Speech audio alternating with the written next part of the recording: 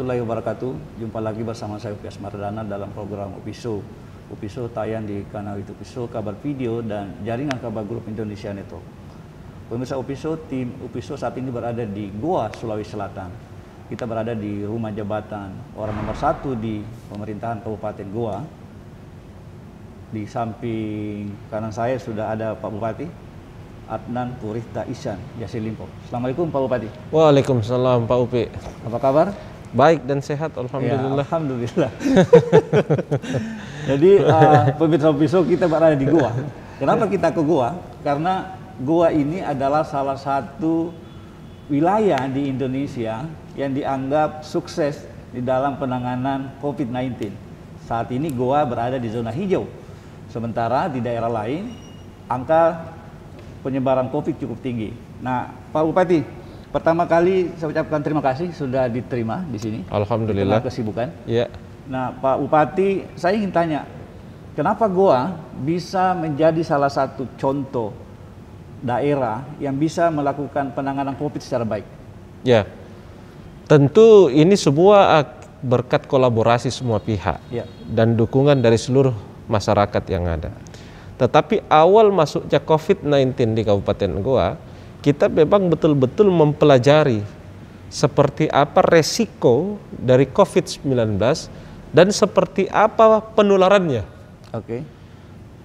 Dan kemudian setelah itu seperti apa dampaknya. Iya. Nah, setelah kita mempelajari semua berkaitan dengan COVID, barulah kita mengambil sebuah langkah-langkah. Maka langkah yang pertama dilakukan oleh pemerintah Kabupaten Goa adalah melakukan PSBB, pembatasan sosial berskala besar. Setelah melakukan PSBB, waktu PSBB kita lakukan itu mengalami terus penurunan. Tapi begitu selesai PSBB, itu seperti ibarat keran air yang selama ini ditutup kemudian dibuka kembali. Akhirnya angka penularan COVID semakin tinggi juga.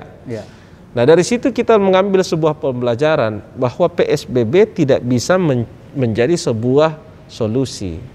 Yang menjadi solusi adalah bagaimana ketegasan yang diambil oleh pemerintah untuk mendisiplinkan masyarakatnya dan bagaimana masyarakat bisa lebih aware sehingga dia bisa menjalankan protokol kesehatan dengan ketat. Nah, oleh karena itu kita mengambil sebuah langkah. Kalau kebetulan saya ini latar belakangnya hukum, kalau kita membuat sebuah peraturan bupati, itu tidak bisa mengikat masyarakat secara keseluruhan, karena peraturan bupati itu kan sifatnya internal saja. Oleh karena itu, kita langsung menggodok untuk membuat peraturan daerah. Peraturan daerah? Perda. Yang disahkan oleh DPRD, yang di dalamnya mengatur sanksi. Nah, perda itu kita sahkan bersama-sama bersama dengan DPR, langsung kita implementasikan di Kabupaten Goa.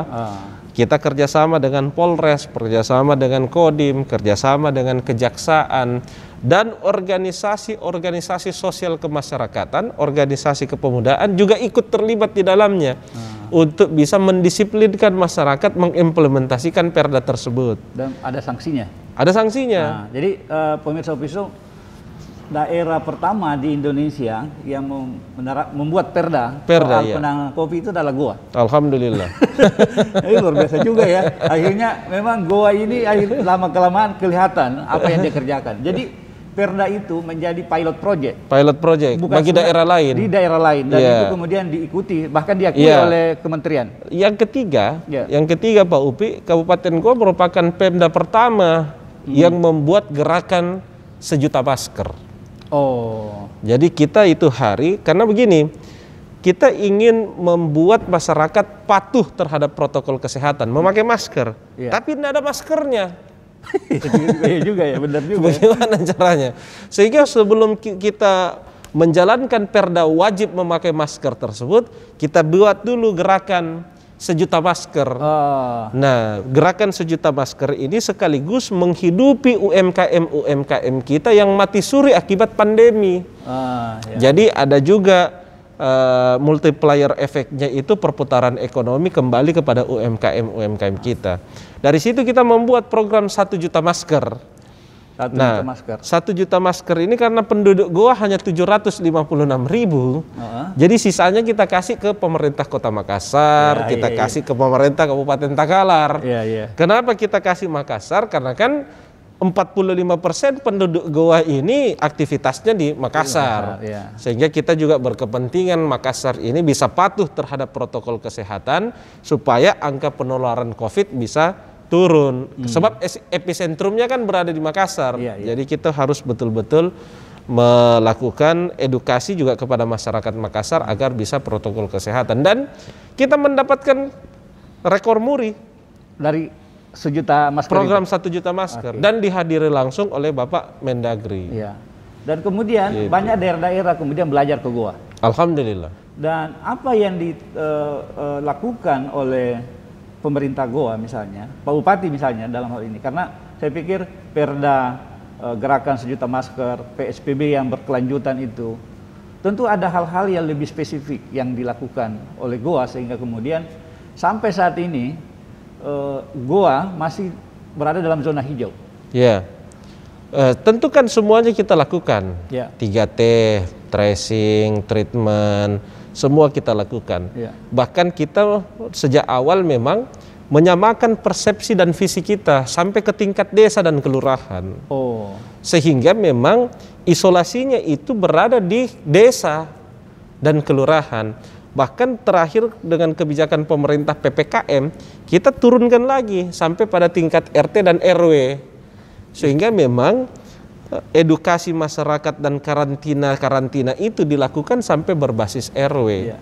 Nah, Pak Bupati, ini Goa kan dianggap berhasil melakukan penanganan antisipasi COVID. Alhamdulillah. Nah, yang ingin saya tanyakan, mungkin ini penting buat masyarakat Indonesia. COVID ini kan saat ini bermutan. Nah, apa yang dilakukan oleh pemerintah Goa, khususnya di dalam mengantisipasi serangan gelombang berikutnya terhadap COVID-19, khususnya di masyarakatnya Pak Bupati? Salah satu yang kita lakukan ini adalah akselerasi vaksinasi. Sekarang kan dengan kebijakan Kementerian Kesehatan yang baru, ini cukup membantu bagi daerah-daerah.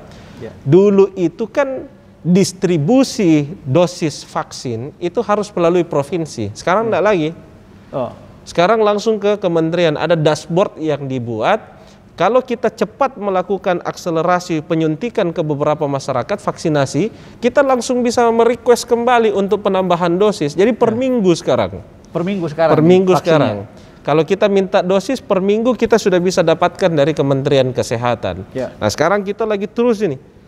Mulai dari ojol-ojol, guru-guru. Sekarang kita targetkan sampai dengan bulan Juni, insya Allah semua guru sudah selesai dilakukan vaksinasi dalam rangka mempersiapkan pembelajaran tatap muka di bulan Juli. Jadi kita target bulan Juni semua sudah selesai. Gitu. Nah, sekarang masyarakat lansia apa dan segala macam, OKP masyarakat, imam-imam desa, marbot masjid, semuanya sudah divaksin. Nah, itu merupakan salah satu cara kita untuk menangkal itu. Berarti Goa ini bersiaga penuh. Siaga penuh. Sampai ini kan tidak ada safari Ramadannya Pak Bupati. Tidak ada buka puasa. Tidak ada halal. Tidak ada halal. Jadi kita bersyukur nih diterima sama Pak Bupati. Tidak ada open house. Tidak ada open house selama bulan suci Ramadan dan Idul Fitri tahun ini. Nah, Pak Bupati, saya mau tanya satu hal. Apa kunci keberhasilan Pak Bupati di dalam meyakinkan masyarakatnya untuk ikut dan patuh kepada pemerintah? Karena di daerah lain banyak juga tuh masyarakat dikasih tahu tapi enggak dia. Nah, mungkin ada tips khusus yang bisa dibagi kepada yang pertama, karena kita ini sebagai contoh, kita dulu yang harus memperlihatkan bahwa kita disiplin menjalankan protokol kesehatan. Supaya itu menjadi contoh dan dilihat oleh semua masyarakat yang ada di wilayah Kabupaten Goa.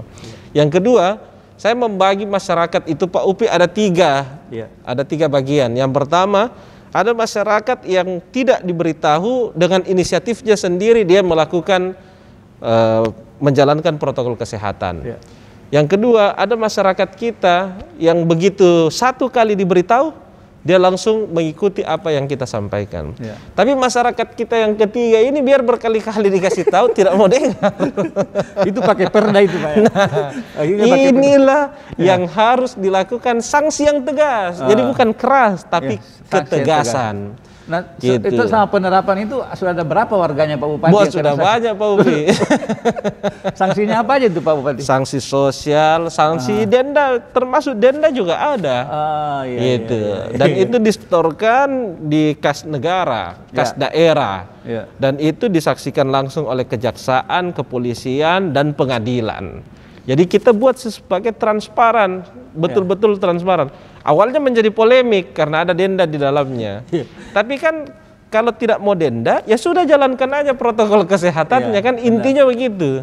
Jadi pemirsa Opiso, Goa berhasil melakukan penanganan terhadap COVID-19 dan melindungi masyarakatnya, itu yang lebih penting sebenarnya. Dan kita berharap contoh yang diberikan Pak Bupati ini bisa menjadi contoh buat daerah lain, khususnya di dalam menghadapi serangan gelombang bertubi-tubi COVID-19 di Indonesia. Kita kembali berbicara dengan Pak Bupati, mengupas siapa dia sebenarnya setelah pesan-pesan berikut ini.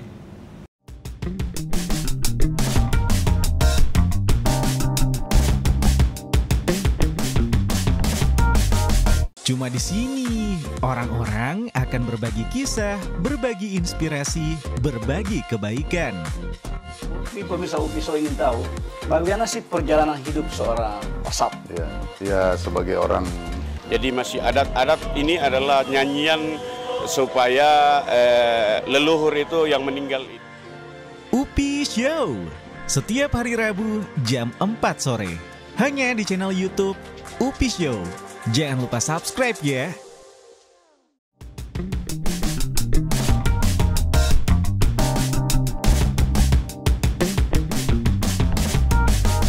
Kembali lagi bersama Upi Asmarana di Rumah Jabatan Bupati Goa bersama Bupati Goa Adnan Purita Ihsan Yassin-Limpo. Tadi kita sudah berbicara panjang lebar bagaimana Goa bisa mengatasi COVID dan menjadi daerah yang menjadi percontohan di dalam menangani COVID secara nasional. Pak Bupati, kita sekarang akan mengupas siapa sih sebenarnya Bupati kita ini. Iya. Kalau saya sudah kenal. Tapi pemirsa Opiso tidak tahu siapa sebenarnya Bupati yang cukup gagah ini. Pak Bupati mungkin dijelaskan sejarah perjalanan hidupnya Pak Bupati. Lahir di mana dan akhirnya sekarang menjadi seorang nomor 1 di Kabupaten Goa. Saya lahir di Jakarta. Lahir di Jakarta. Lahir di Jakarta tanggal 9 Maret tahun 1986. Oh, 86. Masih sangat 86. Muda, pemirsa Opiso. Jadi usia sekarang itu 35 tahun. Termasuk salah satu bupati termuda dong di Indonesia. Alhamdulillah. Kalau sekarang agak sedikit senior Pak Ulfi. Karena banyak yang muda-muda ya. Karena banyak yang terpilih 30 tahun ke bawah. Tapi saat itu termuda ya di Indonesia. Dulu kan saya yang paling muda. Paling muda saat itu. Dulu saya enggak pernah ada yang panggil abang. Kalau sekarang ini kan sudah banyak yang panggil sudah abang. Banyak jadi kita lah jadi bupati. Senior dikit lah. Jadi lahir di saya lahir di Jakarta, besar di Makassar, kuliahnya di Makassar. Alhamdulillah saya di usia 23 tahun, saya sudah terpilih jadi anggota DPRD Provinsi Sulawesi Selatan. Dapilnya waktu itu Dapil Makassar. Dapil Makassar. Saya nggak ambil di Goa, karena dulu saya minta izin sama almarhum bapak saya. Saya katakan bahwa saya mau maju jadi calon anggota DPRD Provinsi Sulawesi Selatan. Bapak saya mengatakan cuma satu. Boleh kau maju tapi dengan satu syarat. Syaratnya adalah tidak boleh mengambil daerah pemilihan Kabupaten Goa. Gitu. Nggak boleh. Kenapa? Terus saya tanya, kenapa? Ya begini, kalau saya bupati di sini, meskipun kau terpilih berkat kerjamu dan kinerja seluruh timmu yang ada, semua orang mengatakan karena saya bupati di sini, bukan karena kerjamu. Ya, bapaknya bupati. Iya. Jadi kalau misalnya kau mau maju, majunya di Makassar. Kalau kau kalah jadikan pengalaman, kalau kau berhasil itu berarti kau hebat, dia bilang begitu. Jadi waktu itu saya pikir-pikir Pak Upi. Nah, lama kemudian saya pikir saya bismillah aja lah. Lagian kan masih muda ini, masih banyak tahun. Iya kan? Masih banyak bisa dijadikan pengalaman. Sudah maju di Makassar. Alhamdulillah rezeki anak soleh. terpilih dengan suara terbanyak 32.000 yang memilih saya waktu itu. Nah, setelah jadi anggota DPR, kemudian 2 periode dulu saya jadi anggota DPR. Iya, 2 periode. 1 periode pertama saya maju melalui Demokrat, periode kedua saya maju melalui Golkar. Nah, kenapa saya keluar dari Demokrat? Sebenarnya bukan keinginan pribadi saya keluar dari Demokrat. Cuman waktu itu saya diperhadapkan oleh satu pilihan, yaitu membela partai atau membela keluarga. Karena Demokrat waktu itu mengusung Pak Ilham Arif Sirajuddin sebagai calon gubernur, lawannya Pak Sahrul, saya. Kan enggak ada yang namanya bekas keluarga, Pak Upi. Yang ada adalah bekas partai. Jadi kita ambil sikap mundur dari anggota DPR, mundur dari Demokrat, keluar untuk mendukung Pak Sahrul. Jadi mundur masih berjalan itu mundur sebagai ya kan saya dikasih pilihan sama Demokrat, kau mau kampanyekan calon kita atau tidak? Ya saya bilang tidak lah. Pastilah dukung. Saya mau kampanyekan. Nah, pindah kemudian masuk di Golkar. Golkar terpilih lagi di dapil yang sama. Dapil yang sama. Dapil yang sama di Makassar, terpilih dari Partai Golkar. Tapi saya cuma 1 tahun. Saya cuma 1 tahun jadi anggota DPRD di periode kedua. Setelah itu mundur lagi. Karena maju menjadi calon bupati. Gitu. Dan pemirsa Upi Show, saat itu Pak Bupati kita yang cukup gagah ini terpilih jadi bupati dari jalur independen. Jadi pertama juga dalam sejarah di Kabupaten Goa, Pak Adnan ini mencatat sebuah prestasi besar sebagai bupati terpilih dari jalur non partai. Jalur partai. Jadi 3 itu hari katanya rekornya Pak Upi. Yang pertama, Bupati termuda Indonesia Timur. Karena saya kan terpilih 29 tahun. Kurang lebih 1 bulan saya usia 30. 29 tahun, oke. Jadi saya masih tercatat 29 tahun. Yang kedua itu tadi, terpilih melalui jalur persorangan independen. Yang ketiga, rekornya mengalahkan mitos. Kan di Sulawesi Selatan katanya belum pernah ada orang tua, anak yang berhasil menggantikan orang tuanya atau saudara menggantikan kakaknya atau adiknya. Itu pertama. Ada satu dulu lagi. Katanya begitu. Ada lagi satu. Ini saya tidak merendahkan orang lain tapi kita jadikan contoh saja di beberapa kabupaten-kabupaten sebelum saya terpilih. Alhamdulillah dengan rezeki kita terpilih, muncul kembali Bantaeng, alhamdulillah menang. Sinjai menang. Itu. Dan pemirsa Upi Show, Pak Bupati ini adalah periode kedua duduk sebagai bupati. Jadi tapi ada satu yang kurang satu, kan ada 3 tadi. Yang keempat itu bupati tergagal. Tapi Pak Bupati ini sudah punya istri dan punya 2 anak. Jadi yang anak-anak milenial tertutup lah. Nah, Pak Bupati selama menjadi seorang bupati dari anggota DPR menjadi bupati, sekarang kan lagi menempuh pendidikan S3. Jadi calon doktor. Calon doktor. Jadi hidupnya Pak Bupati ini agak lempang-lempang gitu, lurus, mungkin rezeki karena soleh. Tapi kita ingin tahu apa sebenarnya nilai-nilai hidup seorang Pak Adnan di hidupnya. Kemudian itu bisa menjadi contoh buat generasi muda. Karena saya pikir menjadi bupati bukan karena orang tuanya. Ada jejak rekam yang dibuat oleh seorang Adnan Puritna Ihsan Yassin-Limpo. Mungkin ada nilai-nilai apa yang menjadi ciri khas seorang Adnan? Begini Pak Upi. Kita ini kan menuju pada Indonesia Emas. Tahun 2045. Maka sekarang sudah masuk pada generasi milenial. Nah, kalau Pak Upi ini kan tidak termasuk milenial ya. Bapak ini masuk generasi X, Pak. Sudah. Kalau saya ini masih masuk lah generasi Y. Anggaplah. Kalau 1995 ke atas itu sudah masuk generasi Z. Kita juga udah tidak masuk di situ. Tapi kalau di atas 95 saya masih masuk. Jadi yang diperpanjang, Pak. Nah, nilai apa? Nilainya? Nah, milenial. Pada tahun 2045 itu, kenapa kita dikategorikan Indonesia Emas? Karena usia produktif lebih banyak dibandingkan usia yang tidak produktif. Nah, persoalannya cuma satu, apakah usia produktif kita ini bisa membawa negara lebih baik di masa yang akan datang. Oleh karena itu kuncinya cuma satu, Pak Upi. Ya. Bagaimana generasi pelanjut, generasi milenial mempersiapkan dirinya dengan meningkatkan kompetensinya. Meningkatkan kompetensi. Okay. Karena itu kunci. Yap. Okay. Sumber daya manusia menjadi kunci. Ya. Kekayaan suatu daerah, kekayaan suatu bangsa dan negara tidak ditentukan karena sumber daya alamnya. Tapi kekayaan suatu daerah, bangsa dan negara ditentukan di sumber daya manusianya. Okay. Banyak contoh, banyak daerah yang kaya akan sumber daya alam, tapi karena dia tidak bangun sumber daya manusianya, dia menjadi daerah yang terbelakang. Ya. Tapi coba lihat Singapura, coba lihat Malaysia. Tidak memiliki kekayaan alam, tapi dia bisa menjadi negara yang berkembang dan maju saat ini karena dia membangun sumber daya manusianya. Nah, kita harus seperti itu. Nah, saya adalah orang yang mempersiapkan diri karena saya yakin tongkat estafet kepemimpinan itu akan beralih pada generasi saya. Iya. Nah, pertanyaannya cuma satu, Pak Upi. Apakah kita sudah siap menerima tongkat estafet kepemimpinan itu? Kita tidak akan mungkin siap kalau kita tidak mempersiapkan diri. Ya. Oleh karena itu kita asah diri dengan meningkatkan kompetensi. Sehingga ketika tongkat estafet kepemimpinan itu jatuh kepada kita, kita dalam posisi siap untuk menerima itu. Jadi kompetensi, kompetensi dan peningkatan sumber daya manusia. Kompetensi apa yang dilakukan dalam perjalanan hidup seorang Pak Bupati sehingga kemudian bisa sampai sejauh ini gitu? Alhamdulillah, kalau saya ini kan organisasi jalan. Organisasi. Orang banyak yang tidak tahu, Pak Upi. Saya itu dipersiapkan oleh orang tua saya sebenarnya dari SD. Bahkan dari lahir. Ini salah satunya. Dari SD itu.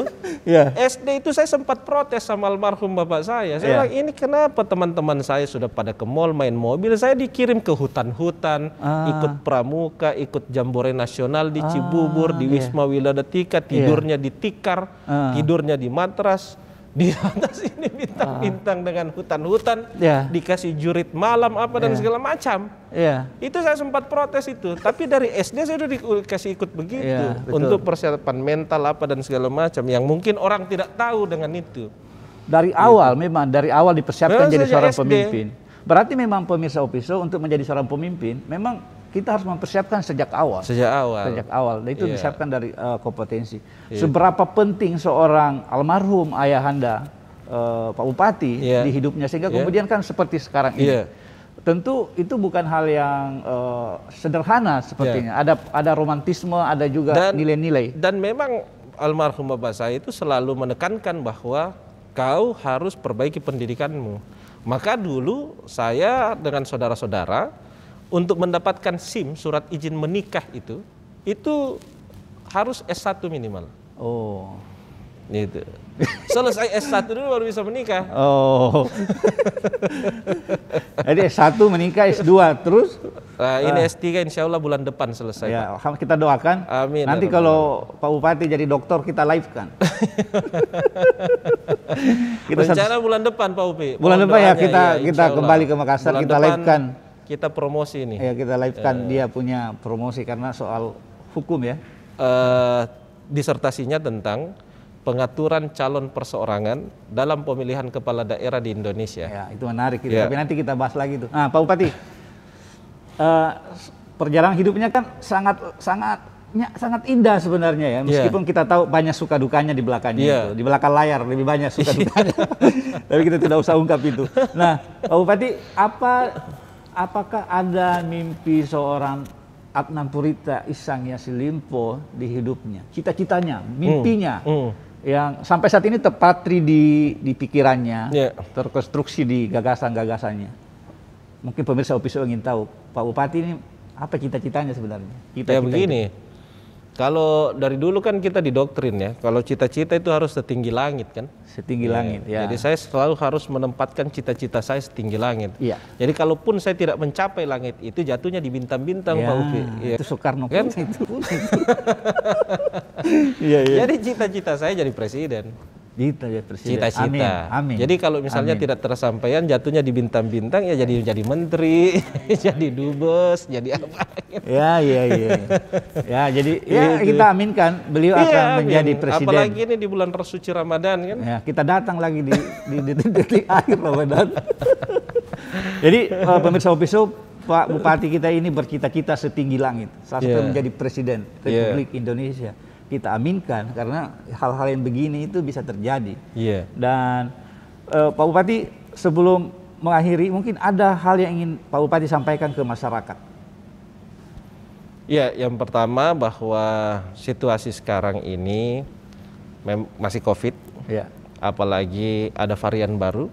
Oleh karena itu pesan saya yang pertama adalah jangan pernah lengah dengan protokol kesehatan, tetap disiplin, tetap memakai masker, menjaga jarak, dan tetap menjalankan protokol kesehatan yang ada. Yang kedua, karena ini sebentar lagi Idul Fitri, Lebaran, maka saya atas nama pribadi, keluarga, dan pemerintah Kabupaten Goa menyampaikan selamat Hari Raya Idul Fitri, minal aidin wal faizin.